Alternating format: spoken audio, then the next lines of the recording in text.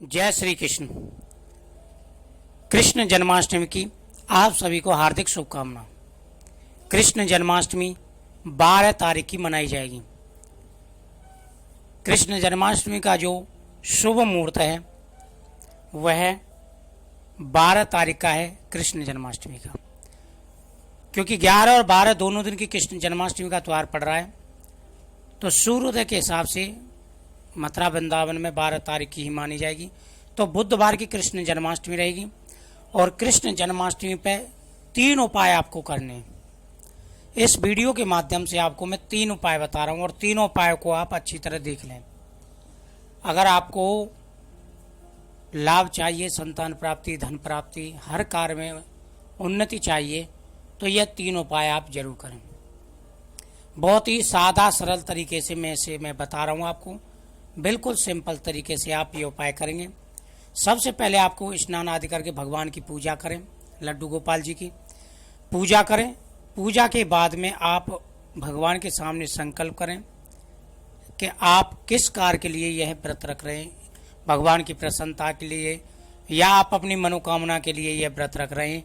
उसी प्रकार से आपको जो है भगवान के सामने हाथ में जल लेके संकल्प करना है, क्योंकि कोई भी पूजा पाठ हो या व्रत हो, संकल्प जरूरी होता है, बिना संकल्प के नहीं लगती।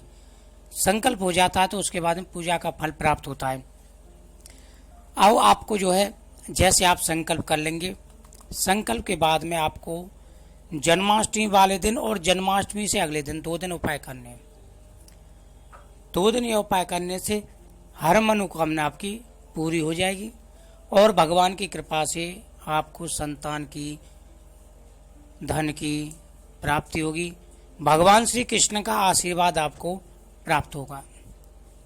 तो जैसे आप संकल्प कर लेंगे, संकल्प के बाद में आपको कुछ बातों का ध्यान रखना होगा कि आपको पूरे दिन व्रत रखना है, तो आपको बिल्कुल किसी से वाद विवाद नहीं करना है और जो आप उपाय करेंगे तो इसके बारे में भी आपको किसी को नहीं बताना है और सात्विक बिल्कुल सादा भोजन करना है। अगर व्रत ना रख सकें और व्रत रखें तो आप फलाहार आदि कर सकते हैं। इस दिन आपको संतान प्राप्ति के लिए और धन प्राप्ति के लिए 2 उपाय करने हैं और तीसरा उपाय करना है सर्व व्याधा निवारण के लिए।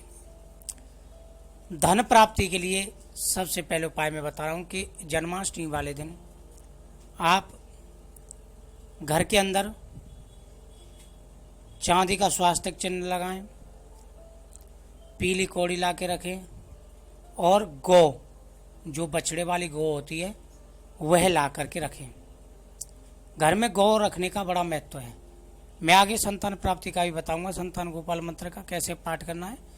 तो सबसे पहले आपको गौ ला के रखनी है, चांदी का स्वास्तिक चिन्ह रखना है और गौ जो आप लाएंगे घर में उनकी पूजा करनी है आपको। जो गौ आप घर में रखेंगे तो उस गौ माता की आपको पूजा करनी है, टीका करना है। जैसे लाल माथे पर टीका लगा हुआ है, इसी प्रकार से आपको घर की गौ का टीका करना है और उनको भगवान कृष्ण के पास स्थापित करना है अपनी मनोकामना बोल करके। फिर उनके आप जो है एक वस्त्र उड़ा दें उनको और टीका लगा दें, भगवान कृष्ण के चरणों में उनको स्थापित कर दें। ऐसा करने से जल्दी मनोकामना आपकी धन की पूरी हो जाएगी और संतान प्राप्ति की मनोकामना भी इससे पूरी होती है। अब संतान प्राप्ति के लिए आपको करना है संतान गोपाल मंत्र का जाप। जैसे ही आप संकल्प करेंगे तो उस संकल्प में आपको बोलना है कि मैं पुत्र प्राप्ति के लिए भगवान आपके संतान गोपाल इस मंत्र का जाप कर रही हूँ या कर रहा हूँ, आप इसे जो स्वीकार करें और मेरी पुत्र की कामना, संतान की कामना पूरी करें। ओम श्रीम ह्रीम क्लीम ग्लौम देवकी सुत गोविंदा वासुदेव जगतपते देही में तनम कृष्णम त्वामहम शरणम गत है। क्योंकि मैंने एक पहले वीडियो डाला था तो काफ़ी लोगों को समझ वो नहीं आया था, इसलिए सादा रूप से यह मैंने आपको दोबारा से बताया है कि किस विधि से आपको संतान प्राप्ति के लिए उपाय करना है।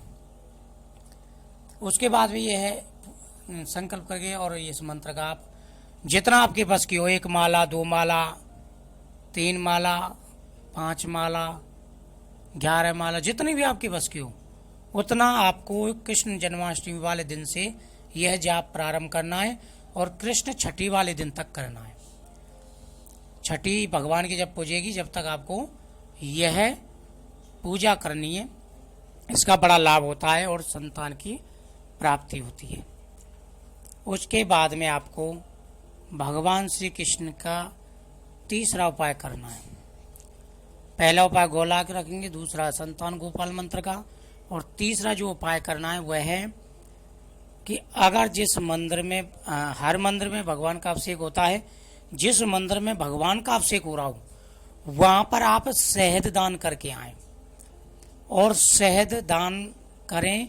उनसे बोलें कि उस शहद का अभिषेक जरूर करें, भगवान का अभिषेक उसी शहद से करें, आपकी उस शहद से, जिससे आपकी मनोकामना जल्दी से जल्दी पूरी हो जाएगी। शहद से स्नान कराने से, भगवान को जब हम मधु से स्नान कराते हैं तो शरीर हमारा स्वस्थ रहता है और साथ में हमारी मनोकामना भी पूरी होती है। तो आप इस चीज़ का विशेष रूप से ध्यान रखें और उनसे बोलें कि आपके ही शहद का वह प्रयोग करें और आप एक झाड़ू लेकर के मंदिर में दान करें। भगवान के लिए अगर हो सके तो वस्त्र भी मंदिर में दान दे करके आएं। और उसके बाद जन्माष्टमी से दूसरे दिन जो गुरुवार पड़ेगा उस दिन आपको भगवान विष्णु के सामने ओम ग्राम ग्रीम ग्रोम सह गुरुवे नमः इस मंत्र का जाप करें। ओम नारायणाय विद्महे वासुदेवाय धीमहि तन्नो विष्णु प्रचोदयात्, इस मंत्र का आपको जो है जाप करना है। ये 3 ऐसे उपाय हैं जो शीघ्र से शीघ्र मनोकामना पूरी करने वाले हैं। अगर यह आप उपाय करते हैं तो भगवान की कृपा से शीघ्र ही आपकी मनोकामना पूरी हो जाएगी। तो तीनों ये उपाय आप जन्माष्टमी वाले दिन करें और जो ये लास्ट का उपाय है आप इसे दूसरे दिन करें, द्वादशी वाले दिन। और इसे विशेष रूप से ये ध्यान रखें कि भगवान को नैवेद्य जो चढ़ाएं उसमें तुलसी दल जरूर डालना है आपको। तुलसी दल के बिना भगवान का भोग नहीं लगता है। और इस उपाय से आपके अगर कोई परेशानी है और दिशा खराब चल रही है वो भी दूर होगी, और जो भी प्रत्येक कार्य में रुकावटें आती हैं, इंसान मेहनत करता है फल नहीं मिल पाता, या शरीर में कोई परेशानी लगी रहती है, या कई प्रकार के ऐसे कार्य होते हैं जो इंसान को टेंशन देते हैं, तो वह सारी चीज़ें दूर हो जाएंगी और भगवान की कृपा से आपकी मनोकामना जल्दी से जल्दी पूरी होगी। तो मुझे उम्मीद है आपको ये उपाय अच्छे लगे होंगे और बहुत ही सरल और सादा उपाय हैं, कोई परेशानी नहीं है, हर कोई कर सकता है इनको। तो इन उपायों को आप विश्वास के साथ करें। विश्वास जहाँ होता है वहीं फल प्राप्त होता है। जय श्री कृष्ण।